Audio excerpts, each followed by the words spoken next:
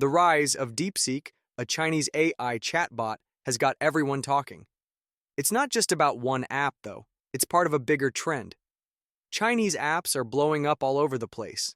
Think TikTok, CapCut, Shine, and Temu. But here's the thing. It's not just about apps on our phones. China's tech game is taking over in so many areas. Take cars, for example.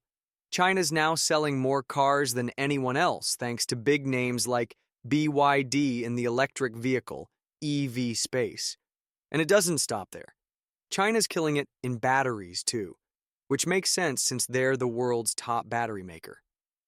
Before we dive deeper, don't forget to hit that subscribe button, like this video, share it with your friends, and drop your thoughts in the comments below. Your support means the world to us. Solar panels? Same story. China's got a grip on about 80 to 95% of the global supply chain. Experts are saying that by 2028, 60% of the world's renewable energy will come from China. And drones? If you hear that buzzing sound above your head, there's a 70% chance it's a DJI drone made in Shenzhen. 3 out of the world's top 10 drone companies are Chinese. Now let's talk about quantum computing. Super futuristic stuff. Chinese scientists are cranking out more research papers on quantum tech than anyone else. And in some areas, they're ahead of the US, which is pretty wild. Then there's AI. Chinese companies are filing more patents than anyone else. And DeepSeek shows they're not just catching up, they're making stuff that competes with US tech giants. So, how did China pull this off? It's all part of a big plan they launched back in 2015 called Made in China 2025. Made in China 2025, in my opinion, was largely very successful. So in many industries, like China is catching up with the leading edge. And in some industries, China even leading, even in cars, and 5Gs, batteries, solar energies. Now even in the AI, JAI, China become one of the players. The goal? Move away from being the world's factory for cheap stuff and become a global leader in cutting-edge tech. Honestly, it's been a big win for them. So how'd they do it? What China has been moderately successful, at least, and some would say incredibly successful at doing, is using its sort of state-backed capitalism system, whereby the government really sets a research agenda, sets a funding agenda, bringing foreign researchers and enticing them to stay in China, or at least to give their innovations and ideas over to Chinese companies, requiring businesses from outside of China, oftentimes to set up joint ventures with Chinese ventures. These are all sort of tools that China has used to help achieve these ambitions. They've set up research hubs in cities that specialize in different technologies. Of course, there's also the elephant in the room. The US and its allies have accused China of stealing tech through hacking. Big companies, like aircraft makers, have reportedly been targets. China denies it, but the accusations are out there.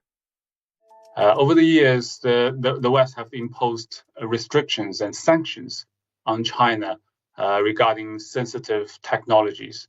But this huge external threat has wakened up the Chinese and kind of forced them to pursue a self-sufficiency strategy in this advanced technology. There's an old saying in China, life always finds its own way out. Take Huawei.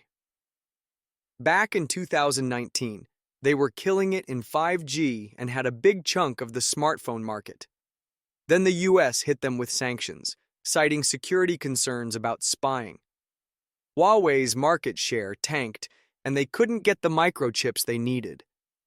But they pivoted to making their own chips, and now they're a serious player in that space too. In 2023, they dropped a phone with a chip that blew everyone's expectations out of the water. Same story with DeepSeek. They couldn't get their hands on the best chips to train their AI, so they used older ones and came up with new techniques. And guess what? It worked. The US didn't see it coming. DeepSeek AI from a Chinese company should be a wake-up call for our industries that we need to be laser-focused on competing. TikTok's another example of how China's shaking things up. It's the first non-US social media app to blow up in the last decade. Of course, its success has put it under a microscope, with national security concerns and even talks of banning it in the US. Meanwhile, apps like Shein and Temu are taking over e-commerce by mixing cheap goods with smart app tech. This increased research and development funding is going to ensure the United States leads the world in the industries of the future. That said, China's not winning everywhere. They're still behind in chip making, and with more sanctions and restrictions, catching up is going to be tough. The US is pouring hundreds of billions into staying ahead in this space. In January, US tech giants pledged to invest up to $500 billion in AI infrastructure. The US government is also ramping up R&D funding to make sure it stays at the top in future industries. Other countries like Germany and Japan are stepping up too, launching their own counterplans. American company that will invest $500 billion at least in AI infrastructure in the United States and very quickly, moving very rapidly, creating over 100,000 American jobs almost immediately. But let's talk about the Trump administration for a second. A lot of folks feel like their response to China's rise was all over the place. Sure, tariffs and sanctions made life harder for Chinese companies, but there wasn't a clear, long-term strategy. Many headlines described Trump's tariffs as a blunt tool in a complex trade war, causing disruptions to supply chains and higher costs for American consumers. Trump also pulled the U.S. out of deals like the Trans-Pacific Partnership, TPP, which could have been a solid way to counterbalance China's growing influence in Asia. Instead, the U.S. kind of isolated itself while China kept building alliances and growing its tech base. Now, the competition between the U.S. and China is heating up, and it's not just about tech. It's about who gets to shape the future. For the U.S., staying on top means focusing on innovation, ethical standards, and keeping strong partnerships with allies.